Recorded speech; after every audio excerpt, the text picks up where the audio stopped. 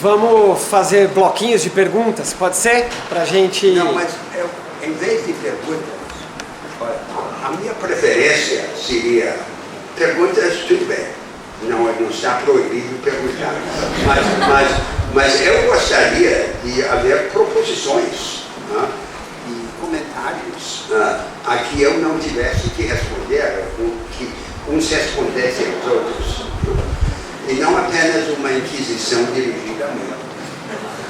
Então, como não estamos na Inquisição, o professor deu a palavra a vocês, por favor. Um professor aqui da casa, que eu tive aula, que deu um texto uma vez, muito interessante, falando da necessidade de ter integração entre os países latino-americanos. Que o Brasil não venceria essa barreira sozinho.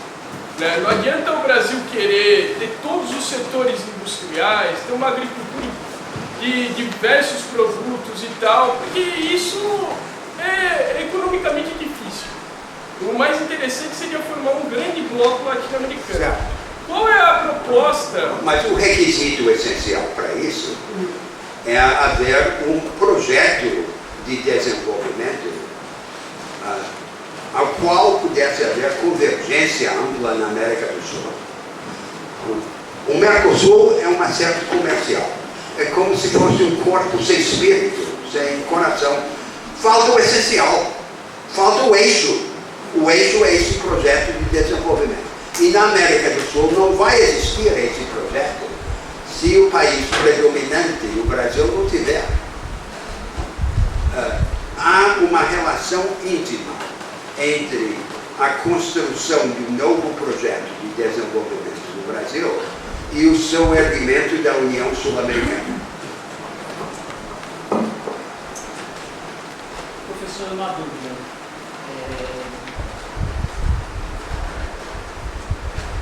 Eu não escutei ou não entender como o senhor enxerga o tamanho do Estado. A gente está falando de um projeto onde haver oportunidades de inclusão, de trazer tecnologia. Como você entende o tamanho do Estado para ser carregado frente a esse novo projeto? Não tem que ter um indicador aí, porque esse tamanho não é finito isso? O nosso Estado hoje é muito maior do que ele pode ser suportado, o mercado carrega ele? Aí nós teríamos que entrar nos detalhes.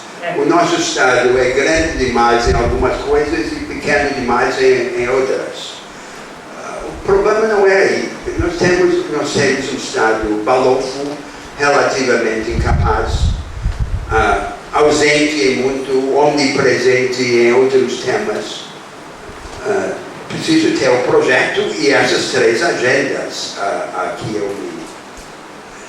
eu me referi. Comece com a primeira agenda do século XIX, de construção de carreiras de Estado. Como evitar o Estado balofo? Mas veja que é um negócio dramático. Qualquer governador do Brasil, mesmo de um estado pequeno ou remoto, governador de Rondônia, nomeia mais gente em cargo discricionário do que o presidente dos Estados Unidos. Essa é a realidade. Porque nós temos ilhas de excelência no serviço público, mas não organizamos o Estado. Agora, é como eu dizia, a elite reformadora no Brasil, em geral, julga que a reforma da política e do Estado é a mãe de todas as reformas. Vem antes. Então, vamos ter uma Assembleia Constituinte, vamos organizar o Estado. Aí você pergunta para ele, o que vocês vão dizer nessa Assembleia Constituinte? Eles não sabem. As coisas não acontecem assim na história. A construção do Estado ou a reforma da política ocorrem quando precisam ocorrer para que o país caminhe. O país está estrangulado, está sufocado. Aí reforma o Estado para fazer algo. É isso que eu estou dizendo. Eu esbocei um projeto. Qual é o Estado de que precisamos? É o Estado capaz de executar aquele projeto. E é para isso que precisamos daquelas três agendas. E é claro que precisamos refinanciar o Estado. É verdade que precisamos romper algumas vinculações constitucionais no gasto público, mas isso exige sacrifício e o país tem que compreender para o que é esse sacrifício. Senão não se legitima e não se viabiliza. O sacrifício fiscal, a reorganização fiscal, só pode ocorrer no bojo de um projeto que seja aceito pelo país como um todo. Não pode ocorrer como uma preliminar, como estão querendo que ocorra. E só estão querendo porque ajoelharam no altar da confiança financeira, do rentismo financeiro. Sim. Então, professor, quando o senhor fala em educação, eu penso nas gerações futuras ou nas crianças de hoje. Mas, Tem que falar mais alto, senão eu tenho dificuldade de ouvir e eles muito mais. Quer falar no microfone?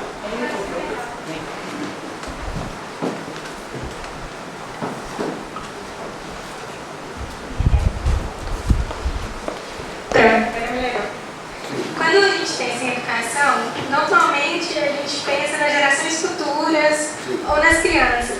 Mas além do problema da mão de obra informal e precarizada, que geralmente está excluída do mercado de trabalho, essa mão de obra também ela é muito pouco capacitada. Sim. O senhor consegue pensar em algum jeito de inseri-la no mercado de trabalho com capacitação, para que ela realmente possa mostrar o seu potencial de inovação? Essa é a tarefa da educação técnica.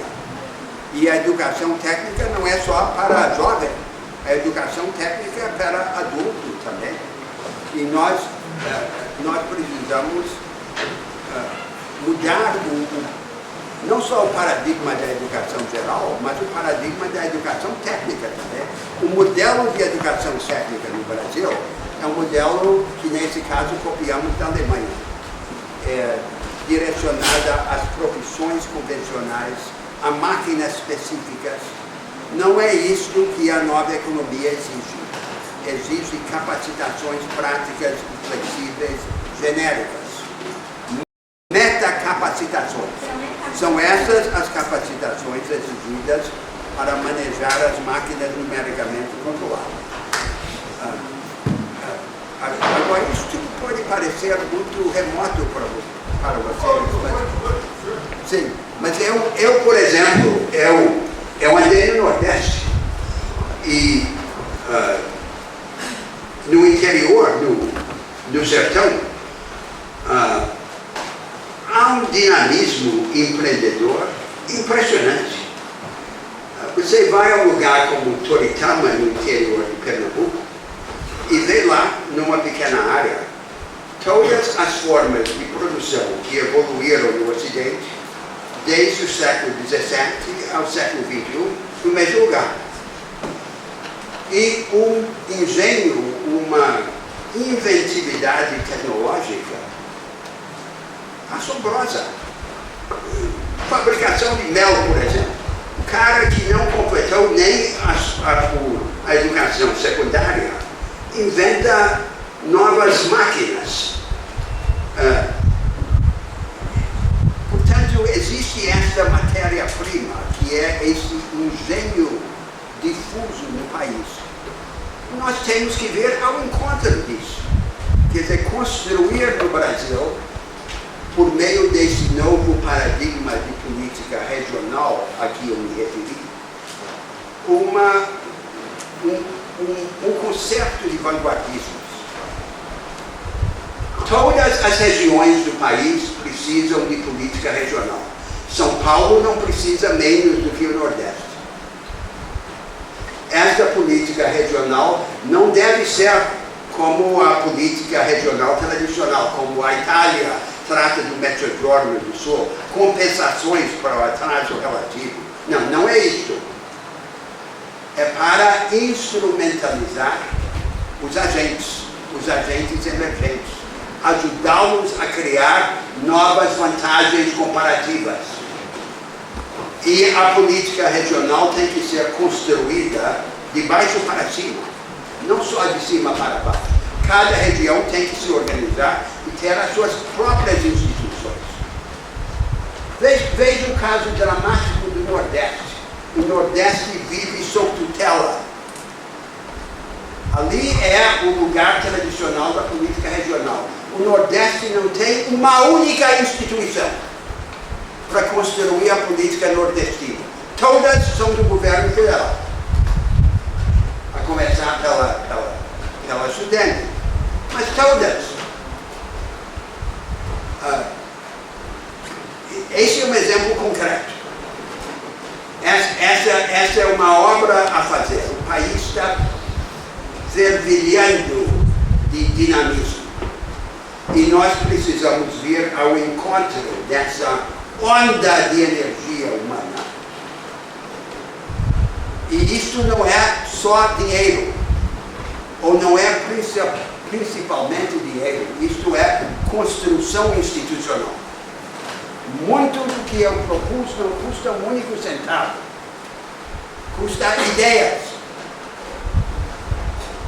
E essa seria uma transformação radical na experiência dos brasileiros.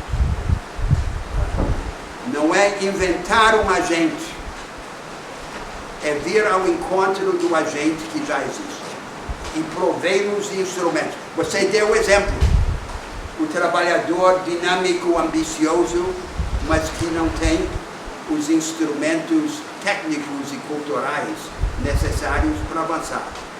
Vamos identificá-lo, vamos ao encontro dele. Já está sendo feito no país.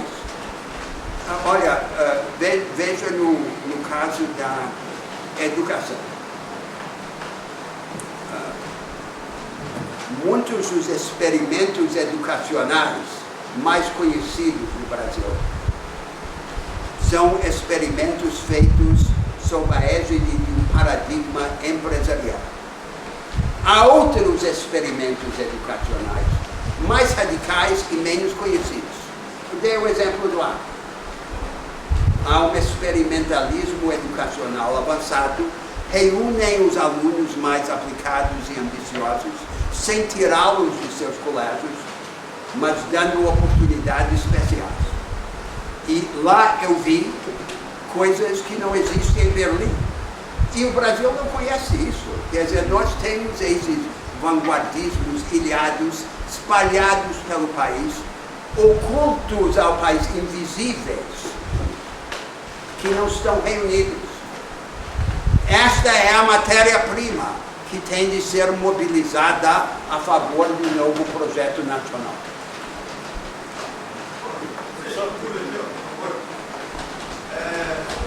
Sobre a égide do paradigma empresarial.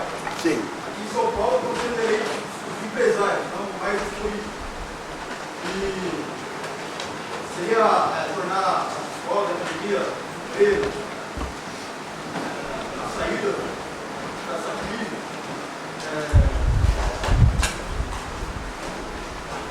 Ao chegar aqui hoje, eu vi no muro externo, nas arcadas, pichado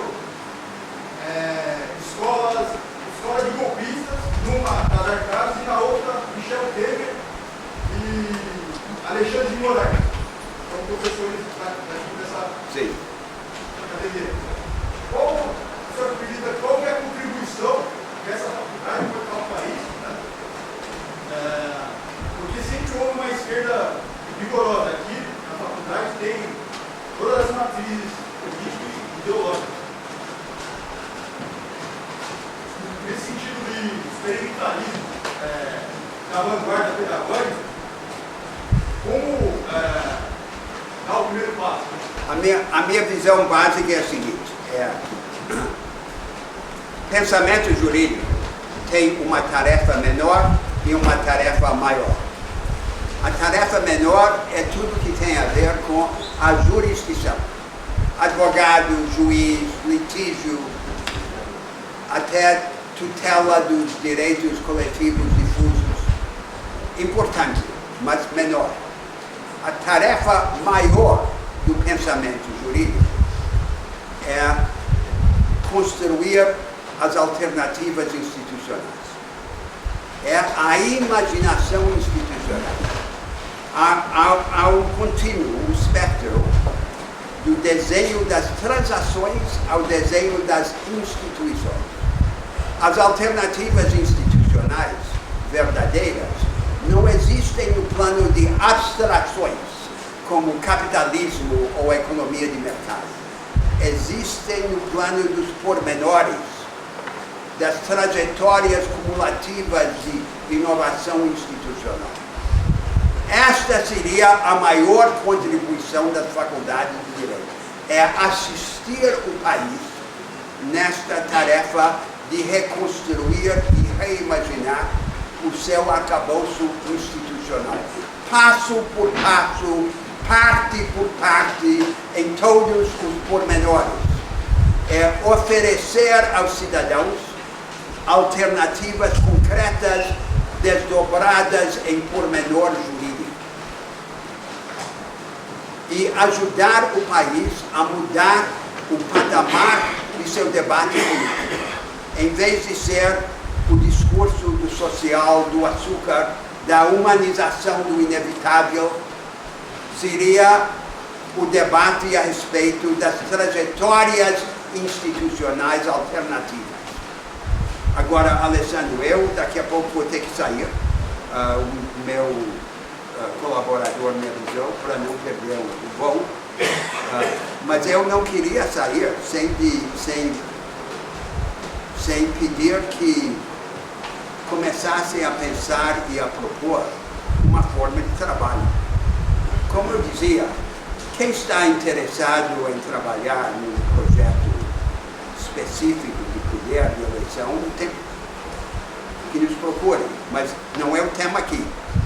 O tema aqui é o engajamento nessa obra programática, doutrinária, institucional, aquilo que eu acabo de descrever como a tarefa maior do pensamento jurídico.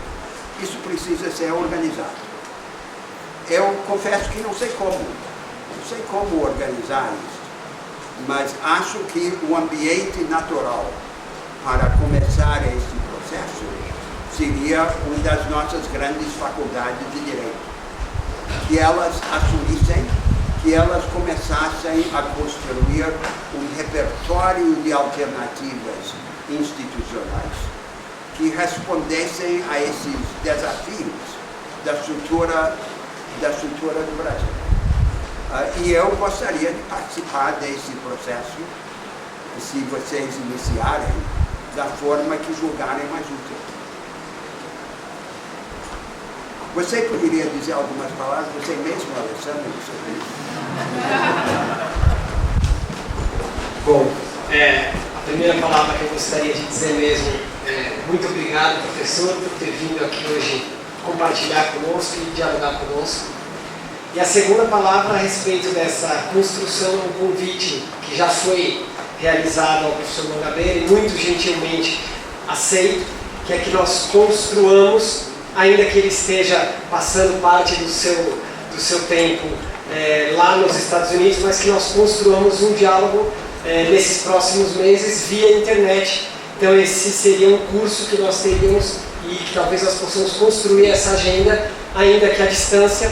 Então esse curso ele não está minimamente esboçado ainda, ele é uma ideia aqui, mas na verdade talvez a gente já possa abrir uma plataforma na qual colaborativamente a gente possa juntar uma série de questões que todos vocês aqui estejam pensando, de alguma maneira a gente organizar por um período de tempo essas nossas discussões, onde o professor entraria por lá com questões que a gente teria coletado daqui. Eu acho que essa é uma primeira alternativa institucional para o nosso começo de caminho.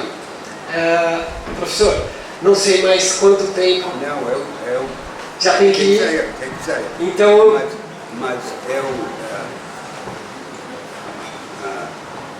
eu comecei por...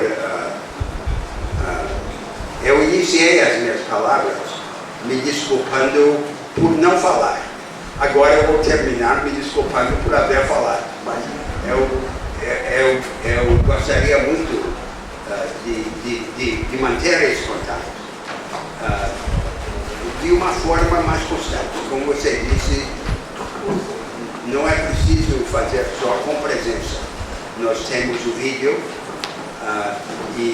mas é importante que a dinâmica desse trabalho de proposição institucional comece coletivamente, comece nas faculdades de Direito do Brasil. Que vocês contactem colegas nas outras escolas, nos outros estados, e que iniciem uma dinâmica cívica. Eu acho que isso pode ter uma ressonância sensacional no país, porque está fora do ambiente de descrença que hoje macula a política eleitoral. Seria uma iniciativa grande, magnânima, de engajamento dos juristas com o destino nacional. Muito obrigado a todos.